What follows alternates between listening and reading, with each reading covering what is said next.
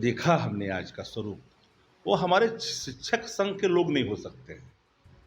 उसमें आरएसएस की भूमिका साफ साफ दिखती है, बीजेपी की भूमिका दिखती है, क्योंकि हिंसा की राजनीति भाजपा ही करती है। हमारे शिक्षक लोग हिंसक नहीं हो सकते हैं। कि मांग लोकतांत्रिक तरीके से करने का अधिकार है, ये फंडामेंटल राइट है डेमोक्रेसी के अंदर में, हर संगठन को, हर लोगों को। लेकिन कानून को अपने अगर हाथ में ले तो कानून भी चुप नहीं रहता है। शिक्षक नियमावली में संशोधन हुआ और संशोधन को लेकर शिक्षक अभ्यर्थी सरकार को उन्होंने मोहलत दिया था और आज सड़कों पर आ गए और अब सरकार के खिलाफ जो है प्रदर्शन कर रहे थे, जिसके बाद आज लाठीचार्ज हुआ। जो अभ्यर्थी थे उन्होंने भी पत्थरबाजी की है। बात करते हैं आरजेडी से। आरजेडी हमेशा कहती है कि शिक्षकों के लिए हम सोचते हैं, करते हैं, लेकिन अब इनकी सरकार आई है उसके बावजूद भी लाठीचार्ज हो रही है। जान लेते हैं क्या कहिएगा। अभ्यर्थियों पर लाठीचार्ज हुई है और पुलिस पर भी पत्थर चले हैं। देखिए, किसी भी आंदोलन में हिंसा का कोई स्थान नहीं होता है।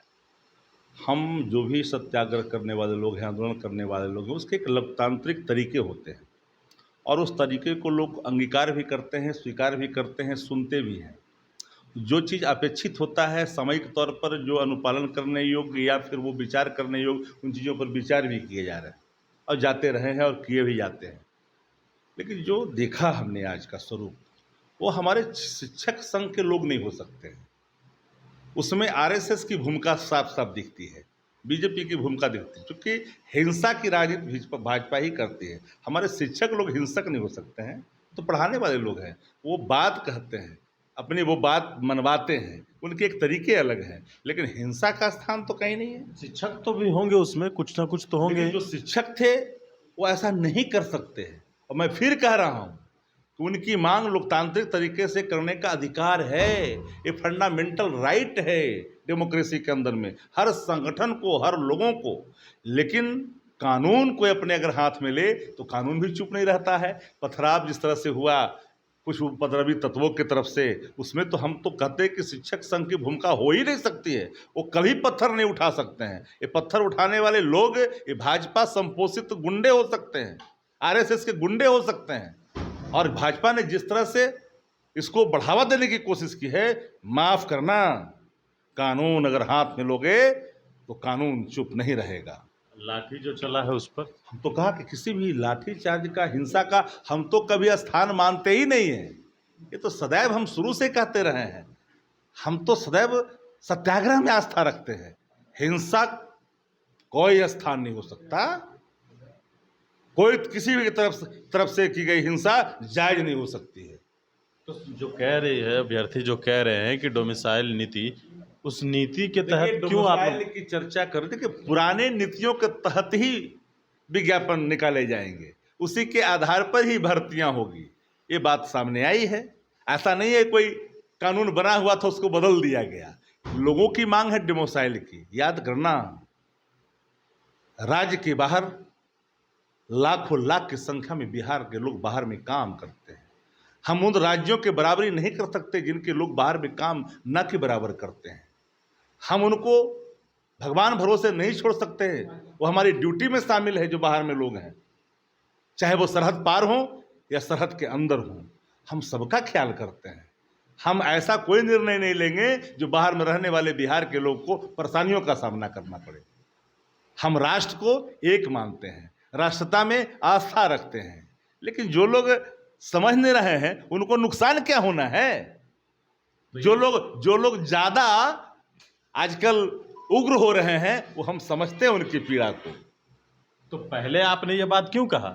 जब आप लोग का चुनाव होना था उसमें आपने लिखा था कि हम डोमिसाइल नीति लाने की कोशिश करेंगे। हम वही बात कह दें कि तेजस्वी जी के बारे में जो लोग बोल रहे हैं, तो 20 में तो हम सत्ता में नहीं आए। 20 में तो हम सत्ता में नहीं आए।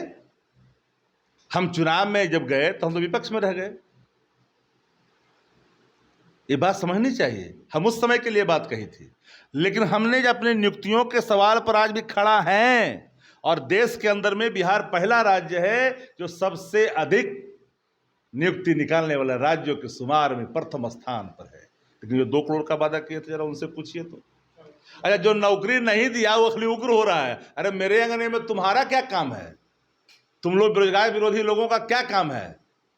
ये दंगाई लोगों का, भाजपाई लोगों का क्या काम है जी? 13 तारीख को वो लोग भी सड़क पर रहेंगे और गांधी मैदान से सीधे राजभवन मार्च करके जाएंगे और सवाल पूछेंगे, कानून मत तोड़ना, 10 लाख सरकारी नौकरी का क्या तोड़ने हुआ? की कोशिश मत करना। हम सबसे आग्रह करना चाहते, कानून तोड़ना अच्छी बात नहीं होती है। कानून जब कोई तोड़ता है तो कानून उसका दुश्मन बन जाता है।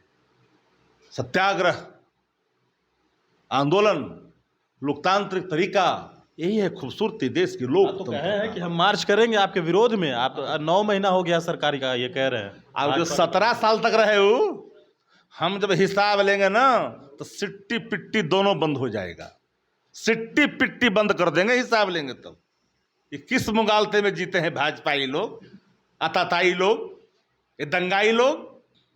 ये दंगाई लोग हैं। एक किसान विरोधी हैं, ये मजदूर विरोधी हैं, ये युवा विरोधी हैं। अरे मैं तो कहता हूं कि एंटी नेशन एक्शन होता है भाजपा का हर हमेशा, संविधान के खिलाफ, लोकतंत्र के खिलाफ। तो उन अभ्यर्थियों को क्या कहिएगा जिनको लाठी लगी मेरा है? अपील है कि बहकावे में मत आइए। आपका सत्याग्रह आप करिए। सत्याग्रह के जो आपके मुद्दे हैं, जो अपेक्षित प्रतीत होगा सामयिक रूप से, स्वाभाविक तौर पर राज्य की सरकार सम्यक विचार जरूर करेगी।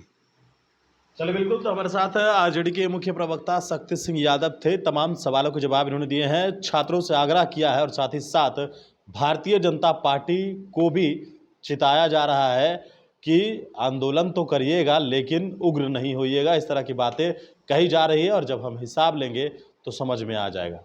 अब देखना होगा कि तमाम बातों का होता क्या है। 13 जुलाई को भाजपा के लोगों ने कहा है कि हम सड़क से जो है वो सदन तक मार्च करेंगे। अब तमाम तस्वीरें भी हम आप तक साझा करते रहेंगे। गणेश फाउंडेशन के साथ, नमस्कार।